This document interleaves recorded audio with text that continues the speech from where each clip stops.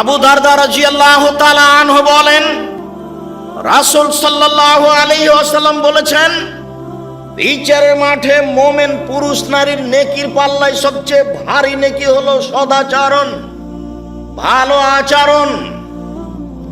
নওয়াস ইবনে সামান আনসারী রাদিয়াল্লাহু তাআলা আনহু বলেন, সালতু রাসূলুল্লাহ সাল্লাল্লাহু আলাইহি সাল্লাম মাল বিররু ওয়াল ইসমু।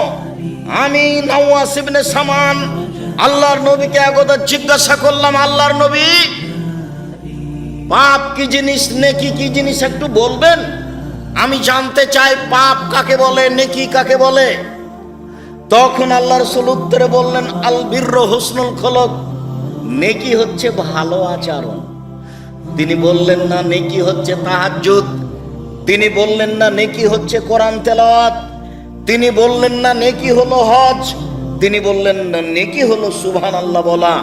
তিনি জিজ্ঞাসার উত্তরে বললেন নেকি হলো ভালো আচরণ।